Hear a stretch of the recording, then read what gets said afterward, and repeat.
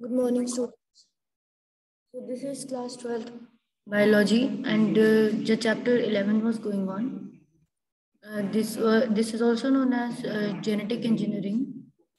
Biotechnology, the unit is, and in that the first chapter is related to genetic engineering or rDNA technology, in which we create one recombinant DNA. That means joining the foreign gene with the vector to make a rDNA, and then electrophoresis is done.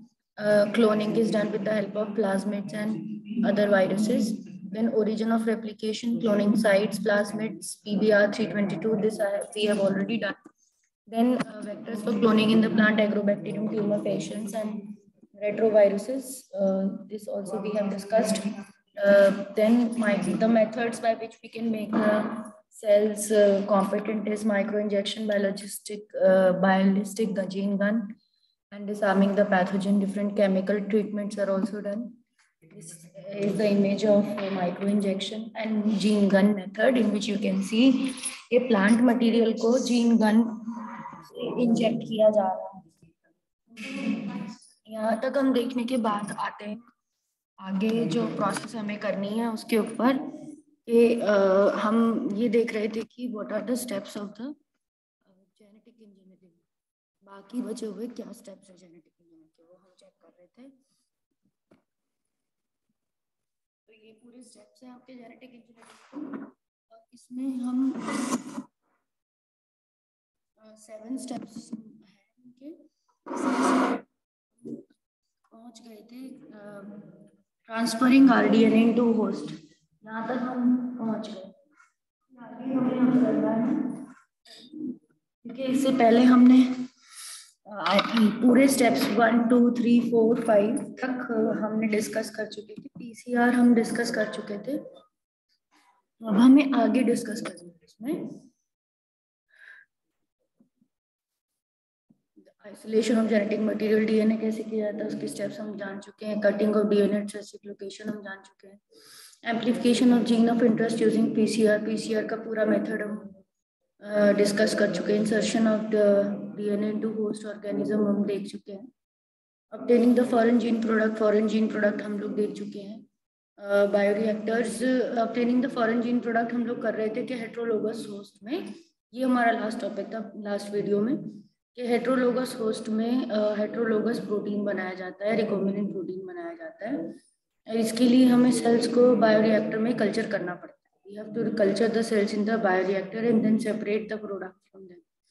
Afterwards, इसके बाद हम लोग आगे बढ़ते हैं next slide पे कि large scale cells can be cultured in continuous culture systems. Continuous culture systems में लार्ज स्केल पे सेल्स कल्चर किए जा सकते हैं। Here the used medium is drained out from one side and fresh medium is added from the other to maintain the cells physiologically more active log और exponential phase. Sales को active log phase में रखा जाता है यहाँ पर, और एक साइड से डाला जाता है फ्रेश मीडियम, दूसरी साइड से सेल्स और प्रोडक्ट्स निकाले जाते हैं। तो ये कौन सा मीडियम हो जाता है, कौन सा कल्चर हो जाता है, कंटिन्यूअस कल्चर सिस्टम हो जाता है। Now coming to the next, this culture method produce a large biomass leading to the higher yields of desired protein। ये कल्चर मीडियम जो है लार्जर बायोमास को बना सकता है। Biomass biological material derive from living और रिसेंटली लिविंग ऑर्गेनिजम्स। बायोमास क्या होता है, ये बायोलॉजिकल मटेरियल होता है जो कि लिविंग ऑर्गेनिजम्स बनाते हैं। किसी भी चीज़ को अगर लिविंग ऑर्गेनिज्म कुछ कन्वर्ट कर रहा है, वो खुद भी ग्रो हो रहा है, तो वो बायोमास हो जाता है। जैसे आप कोई प्लांट ग्रो कराते हो, आप मैंगो के बीज को मिट्टी में डालो तो मैंगो का बीज क्या होगा, उसमें से स्प्राउट्स होंगी और उसके अंदर से जड़ बनेगी and the plant will grow above the ground. Plant above the ground grow होने लगेगा, तो ये मैंगो से बना हुआ बायोमास कहलाएगा। It will be called as a biomass. ऐसे ही अगर हमने पेट्री डिश पे मीडिया रख के उसको कल्चर किया है, पेट्री डिश पे मीडिया है, उसके ऊपर हमने किसी ऑर्गेनिजम्स को कल्चर लगा दिया है, तो वो कॉलोनीज बनाते हैं, बैक्टीरिया कॉलोनीज बनाते हैं और उसको ही बड़े लेवल पे क्या बोलते हैं, बायोमास बोलते हैं। दी कॉलोनीज आर कॉल्ड बायोमास। तो आई होप आप समझ पाए होंगे। तो ऐसे ही बायोमास क्या करा जाता है, कल्चर में ग्रो कराया जाता है, कल्चर सिस्टम्स में बायोमास ग्रो कराया जाता है। एंड 100 to 1000 लीटर्स तक का लार्ज वॉल्यूम में हम इसको बायोरिएक्टर्स और कल्चर्स को ग्रो करा सकते हैं। Bioreactor vessels in which raw materials, recombinant microbial plants, animals or human culture medium, ambient condition, biologically converted into specific products, proteins or enzymes। तो कई सारे हम लोग सेल्स को कल्चर करा सकते हैं, चाहे वो माइक्रोबियल हों, चाहे दे आर प्लांट और एनिमल सेल्स। लार्ज क्वांटिटी में उन्हें बायोरिएक्टर नाम के वेसल्स में ग्रो कराया जा सकता है। Optimum growth is achieved with growth condition, temperature, pH, substrate, salt, vitamin और ऑक्सीजन, हर चीज का इनपुट करके, पीएच मेंटेन करके, उस कल्चर फ्लास्क में सबस्ट्रेट्स के लेवल मेंटेन करके, सॉल्ट्स के लेवल मेंटेन करके, विटामिन, ऑक्सीजन, इनके लेवल को प्रॉपर रख के हम प्रॉपर ग्रोथ कंडीशंस दे रहे हैं, टेम्परेचर भी प्रॉपर दे रहे हैं, जिससे माइक्रोब्स क्या हों, जो हमारे होस्ट ऑर्गेनिजम्स हैं वो ग्रो होते रहें। जब होस्ट ऑर्गेनिजम्स ग्रो होंगे तो उनके अंदर जो हमारी डिजायर्ड जीन है उसका प्रोडक्ट बनता रहेगा। Structures of bioreactor, commonly used stirring type bioreactor, cylindrical and curved base to facilitate mixing the content, equipped with stirrer, even mixing oxygen availability throughout the reactor, oxygen delivery systems, ये इस तरह से होते हैं। You can see इसमें ये सब parts हैं, मोटर लगी हुई है एंड उसके अंदर हम मेंटेन कर सकते हैं कितने रेवोल्यूशन पर मिनट उसे हमने सेट करना है। देन ये एक मोटर से जुड़ी हुई रॉड है जिसके अंदर ब्लेड्स के तरह से स्टीरर लगे हुए हैं, अटैच्ड है, एंड जो कल्चर ब्रॉथ को क्या कर सकते हैं, मूव करा सकते हैं। देन इसमें कल्चर ब्रॉथ मूव होता रहता है। Flat blade impellers, breakers, culture broth, acid और पीएच कंट्रोल करने का भी सिस्टम यहाँ है। स्टीम फॉर स्टेरिलाइजेशन भी given here. So this is sparse. This is simple stirred tank. This is A, simple stirred tank bioreactor. The next is B, break sparged tank bioreactor. उसके भी आप देख सकते हो पार्ट्स क्या क्या हैं। In that we can see कि there is a culture vessel. Culture vessel है आप, उसके अंदर स्पार्ज टैंक में बेनिफिट ये होता है कि surface area of oxygen transfer बढ़ जाता है, बिकॉज बबल फॉर्म में ऑक्सीजन को यहाँ पर, गैस को यहाँ से ऑक्सीजन ट्रांसफर एरिया से अंदर भेजा जाता है। एंड इसमें जो होता है सोल्यूशन वो ब्रॉथ के फॉर्म में होता है। एंड बबल्स ड्रामेटिकली क्या करते हैं, ऑक्सीजन का ट्रांसफर एरिया बढ़ा देते हैं एंड इसकी वजह से यहाँ पर ऑक्सीजन की सप्लाई ज़्यादा होती है, पर्टिकुलरली स्पार्ज स्टिर्ड टैंक बायोरिएक्टर में। स्टीराइल एयर बबल्स आर स्पार्ज्ड, स्पार्जिंग करी जाती है, इसलिए इसका नाम स्पार्ज्ड बायोरिएक्टर बना है। Then coming to this downstream processing. Downstream processing का मतलब क्या है, एक बार हमारा प्रोडक्ट बन गया, प्योरिफिकेशन करना, अपने प्रोडक्ट का प्योरिफिकेशन करना, बायोसिंथेटिक प्रोडक्ट जो बन गए उनका, फार्मा की इंडस्ट्री में हमने जो भी मेडिसिन बनाई, एंटीबायोटिक्स, उनको रिलीज करवाना, नेचुरल सोर्सेज जैसे एनिमल और प्लांट टिश्यूज को अगर हमने ग्रो करवाया है तो उनका भी, उनसे भी प्रोडक्ट निकालना। मेन एम हमारे यही है कि फॉरेन जीन हमने जो डाली थी उससे प्रोडक्ट बन रहा है कि नहीं बन रहा। फर्मेंटेशन ब्रॉथ, अगर हमने कोई बैक्टीरिया या फंगिस का कल्चर किया तो उनका फर्मेंटेशन से उनका एक्सट्रैक्शन करना, प्रोडक्ट्स का एक्सट्रैक्शन करना, ये हमारा डाउनस्ट्रीम प्रोसेसिंग कहलाता है। जैसे हमने सिंपली अगर बेवरेज की इंडस्ट्री लगाई है, अल्कोहलिक बेवरेज की, तो हम क्या करेंगे, हम यीस्ट से उसको, हमें मिल तो जाएगी अल्कोहल। अगर हमने ग्रेन्स में, ब्रूड ग्रेन्स में ग्रेन्स को ब्रू करवा दिया, ब्रूरी है ये, और इसके अंदर ग्रेन्स से हमने ब्रूइंग होने के बाद यीस्ट इस पे ग्रो करा दी है, यीस्ट फंगस, और तो यीस्ट उस ग्रेन को फर्मेंटेशन करके अल्कोहल तो बना देगी, बट उस अल्कोहल को हमको क्या करना पड़ेगा, यीस्ट से सेपरेट भी तो करना पड़ेगा, प्योरीफाई भी करना पड़ेगा। वही बात है, ये प्योरिफिकेशन का स्टेप होता है downstream process. Product obtain from bioreactor are subjected to series of process before marketing as a finish product. Finish product बनाने से पहले उन्हें क्या करना पड़ता है, उसे प्रोसेसिंग करनी पड़ती है, वो डाउनस्ट्रीम प्रोसेसिंग में आती है। प्रोसेस इंक्लूड सेपरेशन, प्योरिफिकेशन और biological product. Products are formulated with suitable preservatives, उनमें प्रिजर्वेटिव्स डाल दिए जाते हैं। And strict quality testing is required to final products, और स्ट्रिक्ट क्वालिटी टेस्टिंग करी जाती है फाइनल प्रोडक्ट्स की, एंड देन उसको मार्केट में लिया जाता है। तो this is about downstream processing. Quality भी टेस्ट की जाती है, प्रिजर्वेटिव्स भी डाले जाते हैं ताकि वो खराब ना हो। यहाँ पर कुछ वीडियो का लिंक आ रहा है, let us try to play it, if it will be played.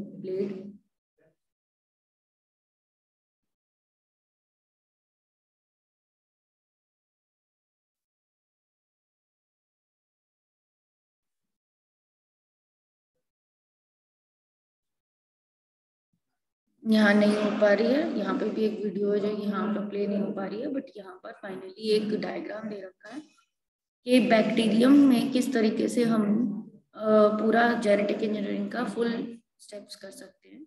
एक बैक्टीरियम हमने लेना है जिसके अंदर हमारे पास ग्रीनिश कलर का प्लाज्मिड है जो कि वेक्टर की तरह काम करेगा। Plasmid will be acting as a vector, ये कैरियर की तरह काम करेगा। और ये नेक्स्ट जो यहाँ पर साइड में दूसरा डीएनए दे रखा है, that is the foreign gene containing gene of interest containing DNA. Gene of interest plasmid में डाल दी जाएगी। मेथड वही होगा कि रेस्ट्रिक्शन, सेम रेस्ट्रिक्शन एंजाइम से उन्हें कट कराना पड़ेगा इस ब्लू कलर के डीएनए, ग्रीन वेक्टर डीएनए को, और ये हमारे पास जीन ऑफ इंटरेस्ट क्रोमोसोम्स में से वेक्टर में चली जाएगी। तो जब हमें वेक्टर मिल गया तो ये हमारा वेक्टर अब कहलाएगा रिकॉम्बिनेंट प्लाज्मिड। इसको हम रिकॉम्बिनेंट डीएनए या रिकॉम्बिनेंट प्लाज्मिड कहेंगे। रिकॉम्बिनेंट बैक्टीरियम बन गया हमारे पास, ट्रांसफॉर्मेशन करा ली इसकी हमने एक बैक्टीरिया के अंदर। अब इस बैक्टीरिया को हम क्लोन कर लेंगे, जीन ऑफ इंटरेस्ट को कॉपीज बना देंगे, बढ़ा देंगे। और इस जीन ऑफ इंटरेस्ट में अगर एग्जाम्पल्स होते हैं, डिफरेंट डिफरेंट एग्जाम्पल्स, अगर ये क्रॉप्स की फील्ड की जीन ऑफ इंटरेस्ट है तो डायरेक्टली अगर प्लांट में भेजी है हमने, प्लांट के सेल्स में जीन ऑफ इंटरेस्ट भेजी है, तो ये इंसेक्ट रेजिस्टेंट प्लांट बन जाएंगे। नीचे दिया हुआ है, they are inserted into plants to make resistance, pest resistant plant. और अगर ये ऑयल स्पिल्स को किल करने वाली, ऑयल स्पिल्स को क्लियर करने वाली ये है, तो फिर वो ये बन जाएगी। ठीक है।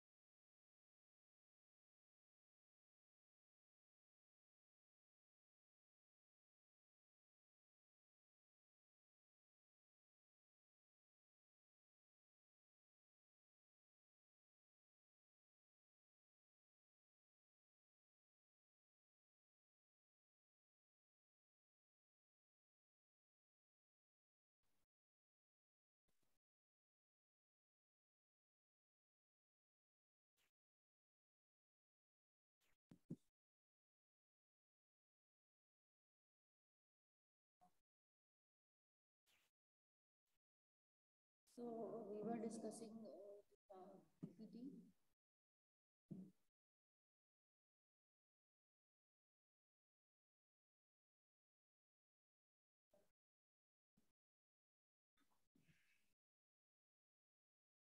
And we were discussing the last slide, that is कि steps कैसे होते हैं. तो हमने देखा कि steps के अंदर RDNA तक हमने समझा. RDNA बना लिया जाता है. RDNA में देयर वाज मैं बता रही थी कि जो आपका फॉरेन जीन है, अगर वो फॉरेन जीन बैक्टीरिया ऐसा है कि it is oil spill degrading bacteria, तो यहाँ पर आप देख रहे हो एक शिप है, उसने बहुत सारा ऑयल रिलीज कर दिया है. उस ऑयल को ये बैक्टीरिया क्या करता है, अगर इसके अंदर ऐसे इस तरह की जीन है जो कि जिसके अंदर डिग्रेड करने की, ठीक है, it is able to detoxify, और particular enzyme is there in this gene के इंजाइम क्या करती है, ऑयल को खत्म करती है. Enzyme is there for degrading the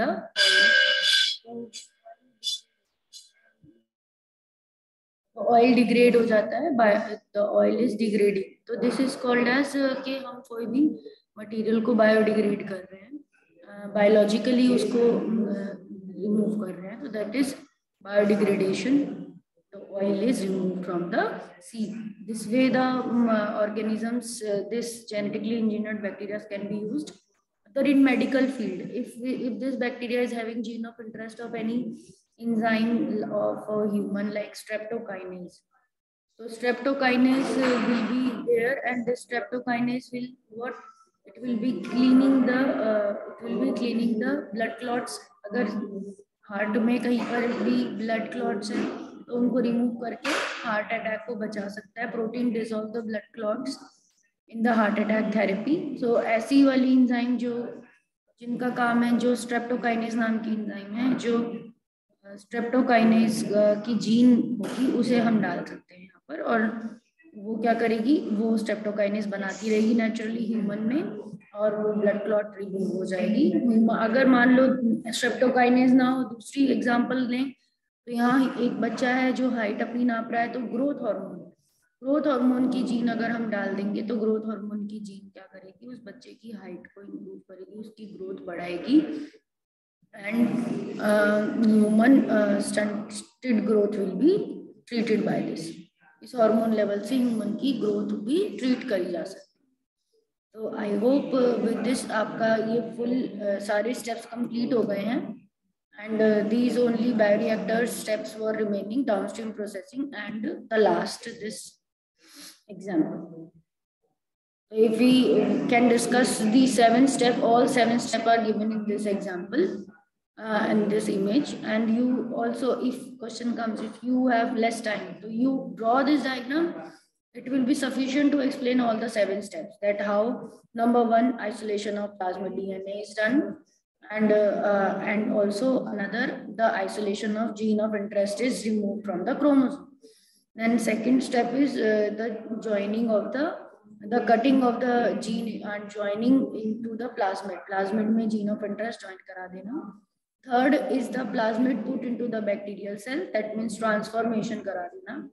और ट्रांसफॉर्मेशन कराने के बाद जब हमें एक रिकॉम्बिनेंट सेल मिल गया, तो ट्रांसफॉर्मेशन के बाद उसको क्या करना, उसको रिकॉम्बिनेंट बैक्टीरिया को ग्रो कराते रहना, मल्टीप्लाई कॉपी कराते रहना, और फिर देन उसके बाद paste resistance inserted into plants में अगर इंसर्ट कर दो तो पेस्ट रेजिस्टेंट बन जाना, ऑयल स्पिल में इंसर्ट कर दो तो ऑयल स्पिल का डिग्रेड होना, हार्ट में अगर डाल दें तो हार्ट की ऐसे कोई इंजाइम डाल दें जो हार्ट की क्लॉट्स को तो ये जीन किसी की भी हो सकती है, डिफरेंट तरह की जीन ऑफ इंटरेस्ट हो सकती हैं जो अलग अलग एक्शन देंगी. तो यहाँ पे 4 एग्जाम्पल से समझा रखा है किस तरह से अगर ये बैक्टीरिया में डालेंगे और वो और या प्लांट में डालें या बैक्टीरिया में डालें, या फिर इन बैक्टीरिया को ये ऐसे बैक्टीरिया बने जो ऑयल स्पिल को तोड़ सकते हैं, या फिर हमने ह्यूमन जीन यानी कि वेरियस एप्लीकेशंस दी हुई हैं यहाँ पे जीन्स की.